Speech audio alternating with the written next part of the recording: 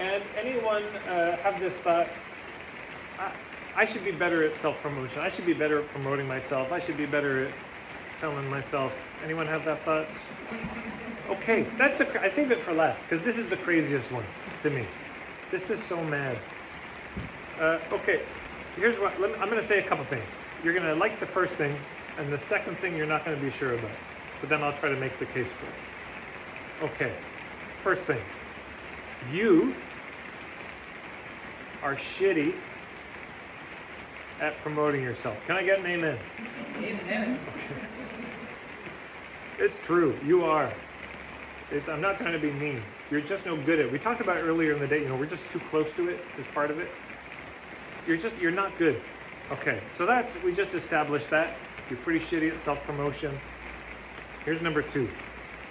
You will always be shitty at promoting yourself. That one's less comfortable, isn't it? I'm not joking though. I'm not poking the bear. I'm saying that's true too. Seems like kind of a bummer to end the marketing workshop on this note. Let me just, there is a redemption in this.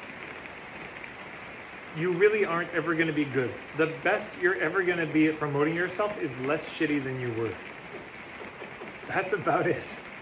You're never going to be great at it. You're never going to be just like hitting home runs on self-promotion. It's always going to feel awkward to you.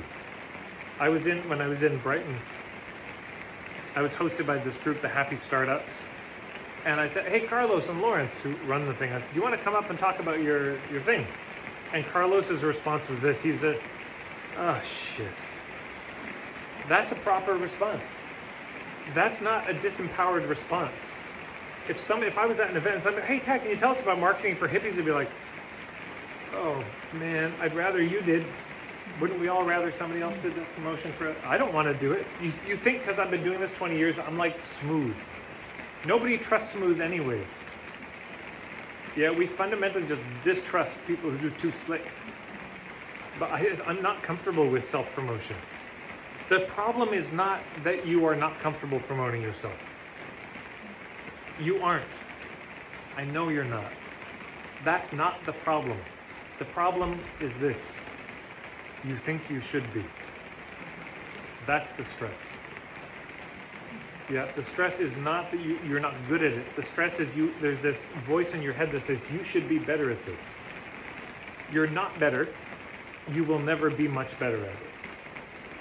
Self-promotion is kryptonite for most humans. Yeah?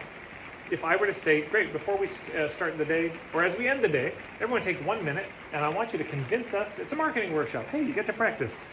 Tell us your niche and convince us to work with you. You got 60 seconds. None of you want to do it. None of you want to fucking hear it from anybody. Nobody wants to be subjected to a bunch of commercials. If I were to say, stand up and share your point of view for 1 minute, now we're interested. You feel the difference. But nobody likes this arrangement of I'm going to promote myself. Now there are some people who are fine with constant shameless self-promotion, and they are called sociopaths. You know?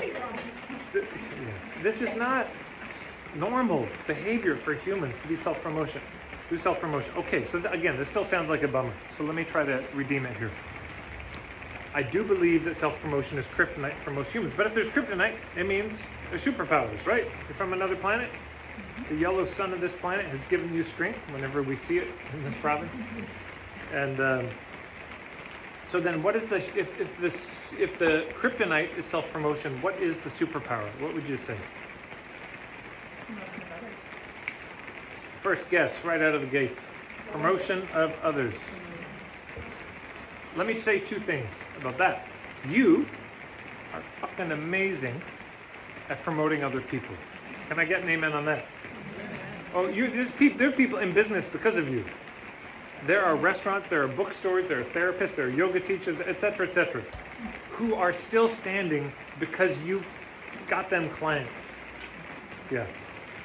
Number 2, you will always be good at this. You're only going to get better at it. And just consider in reality what this looks like. You're at a networking event, and you see a friend talking to somebody who could be a good hub for them, could be a really good connection. So you want to go in and be the wingman. So you go in and you say, oh my God, have you two not met? Is this your first time meeting? My friend is, oh my God, they are amazing. They are the best at what they do. I've never seen anyone so good at what they do.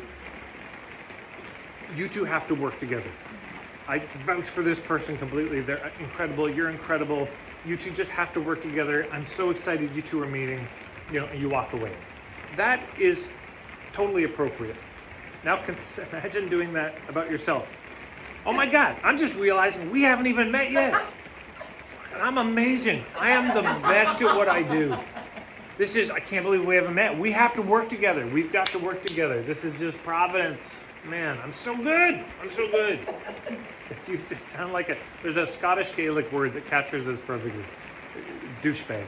Sound like a douchebag. Yeah? But so you see the difference. You do it for other people. It's okay. So this is the superpower. So let me tie it together. What does marketing become with that architecture? It becomes making it easy for the people who love you to share your work. That's what marketing is.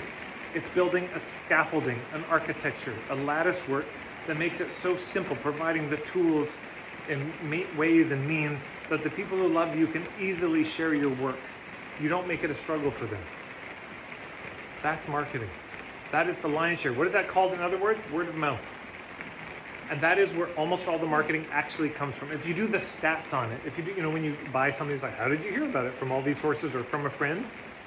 50% plus click from a friend. Isn't that true in your experience? You got to buy something first on Facebook. Did anyone selling this? Anyone know anyone selling a car? Yeah. Anyone know a good therapist? We go to our friends and community first. Why? Because we trust them. Why do we trust them? Because they're not getting paid. They're independent. So then and you've probably had this experience too. You have a friend who does something amazing and somebody's looking for it and you say, oh my God, my friend does that thing you're looking for. And they say, great, can you send me a website? Do they have one? I don't know. Shit, they don't have one. Okay, but here's their phone number. You see what I'm saying? You've just made it very hard for them. Are they on social media? Not really. They kind of live in a shack in the woods and there's not, and you've made it almost impossible. I'm not saying you have to be on social media, you have to have a website, but there has to be something. I don't know, it has to be as strong, easier. If the purpose of marketing is to make it easier for them to spread the word, then we got to think about that somehow. Okay. I think that was my thing I wanted to say. Yeah. What was the power for ethics? To me, the power for ethics is alignment. Yeah. An alignment with what? That's up to you. But just not being all twisted up and knotted up inside, which is what happens when we're deceptive.